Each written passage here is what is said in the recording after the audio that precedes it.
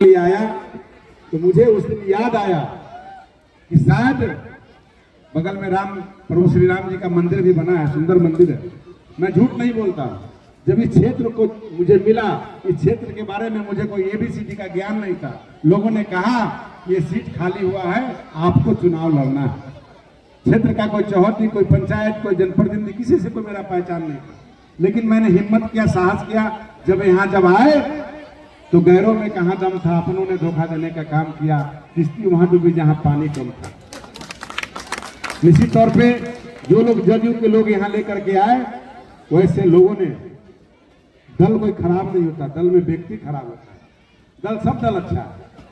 निश्चित तौर पे बहुत सारे साथी मुस्कुरा रहे हैं, मैं उन बातों को कहना चाहता हूं, कहीं बवाल फिर नहीं मच जाए। निश्चित तौर पे जो लोगों ने लाया और यहाँ आकर के कहा कि इन विदेशी से बचना है, नारा दिया, उन स्वदेशी से मैं कहना चाहूंगा, ऐ मेरे मित्र, ऐ मेरे भाई, तुम औराई का बेटा हो, लेकिन तुम बता दो कि औराई का क्या क्या काम किया है। औराई के जनता को घर घर में झगड़ा लगाने के अलावा और लोगों को चूसने के अलावा आपने क्यों काम नहीं किया। और आपने औराई के, हमसे कहा हुआ मित्र हमारा कि राम सूरज जी, आप बहुत संपन्न व्यक्ति हैं, औराई को नहीं जानते हैं। दिन रात में हमसे बात करता, दिन में यहाँ भाषण देता, उस सामंतवादी को हरा देना है। मुझे तो अपने कार्यकर्ता को चुनाव लड़ाना है, उनको लड़ाना है जो हमारे इस औराई के हैं। और जब पैरवी सुशील मोदी जी के यहाँ होता था, शिवप्रसन्न यादव जी के यहाँ, तो वहाँ पैरवी होता था। गरीबनाथ बेचारा मर गया, पीए का पैरवी होता था, रीना राय का पैरवी होता था। अब विजय शाही जी बेचारे अब तो लाचार हो गए होंगे, शाही मीनापुर वाले थक गए होंगे। जब सुशील मोदी जी के हम जाते थे तो उनके पीए थे, उनसे पूछ लीजिएगा, और भी सम्राट चौधरी जी के साथ रहते हैं, तो कहते थे कि विजय शाही कौन है। ये बार बार फोन करता है कि हमारे नेताजी हमारे लिए नाम बोले हैं कि नहीं बोले हैं, हमारा नाम विजय शाही, हमारा ही टिकट फाइनल होने वाला है। हम जब वहाँ गए तो ये हमारे उस बेचारे का नाम भी बोल देते हैं, सैल जी थे पीए उनके, सब लोग जानते हैं। तो ये तो बार बार फोन करता है कि हमारे पत्नी को टिकट मिलना चाहिए। तो विजय शाही कौन है? उनके विजय शाही जी फाइनेंसर है, फाइनेंस करते हैं। तो यहाँ बोलते थे कि औराई का बेटा लड़ेगा तो कौन लड़ेगा?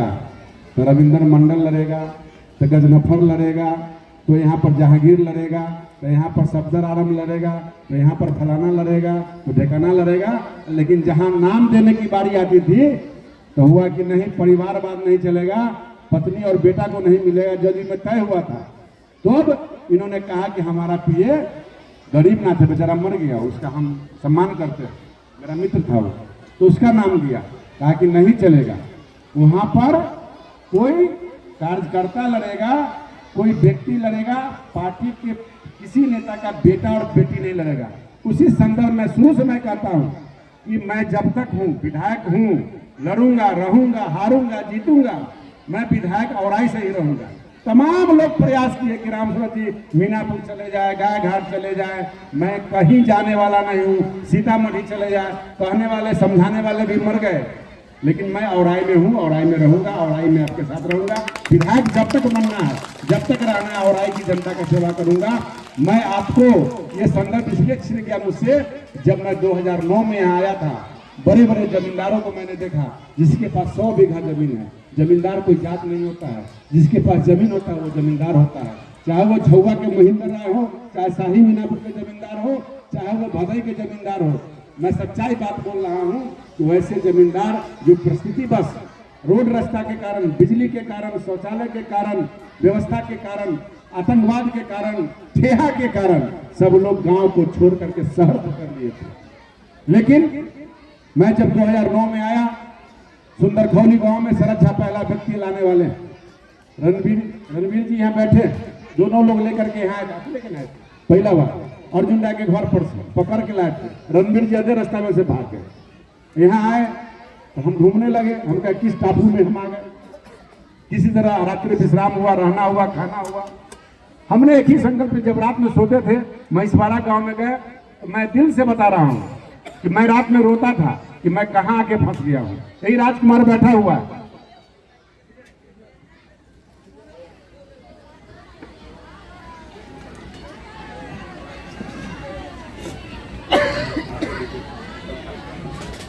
भाई में मैं सोचा मैं कहाँ आ गया, तो मुझे याद आया उस समय मैं जज में था, बीजेपी में नहीं था, लेकिन मुझे ये लगा कि शायद मैं औराई में माध्यम बन के आया हूं और प्रभु श्री राम की तरह 14 वर्ष का मुझे भी वनवास मिला है और इस क्षेत्र को चुना है, तो मैं इसको चुनौती के रूप में लिया।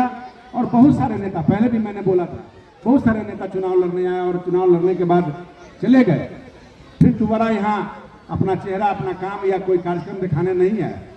लेकिन मैंने कहा चुनाव हारने के बाद 2009 में जब मैंने चुनाव हारा, तो हारने से के बाद जीतने वाले से पहले चुनाव में आकर के लोगों के साथ घूमने का काम किया और 15 महीना 18 घंटा कंटिन्यू औराई में मैं घूमते रहा और अपने सोच समझ से मैंने काम किया और जगह को पहचाना, कार्यकर्ताओं को पहचाना और कार्यकर्ता ने मुझे पहचाना और इस औराई की महान जनता ने मुझे 2010 में चुनाव जिताने का काम किया। आपके कारण मेरा पहचान बढ़ा।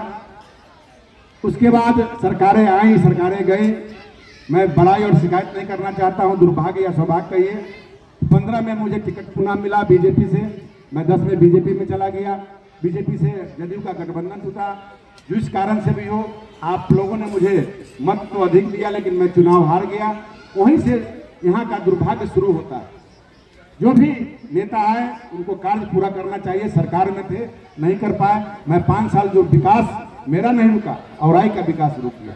और जब मैं फिर प्रयास किया, फिर सौभाग्य प्राप्त हुआ, आपने मुझे 48,000 से मतों से जिताने का काम किया और मंत्री भी बना और पूरे बिहार में और देश में नाम भी हुआ। अब जब मैं काम का प्रयास करने लगा तो सरकार के पास खजाना खाली था, क्योंकि कोरोना के कारण भारत सरकार और बिहार सरकार अपनी जनता की सेवा में अतिरिक्त पैसा खर्च करके जनता को सुविधा पहुंचा रही थी। हम लोगों ने साल 1.5 साल इंतजार किया, फिर दुर्भाग्य हुआ, सरकार से हम बाहर हो गए।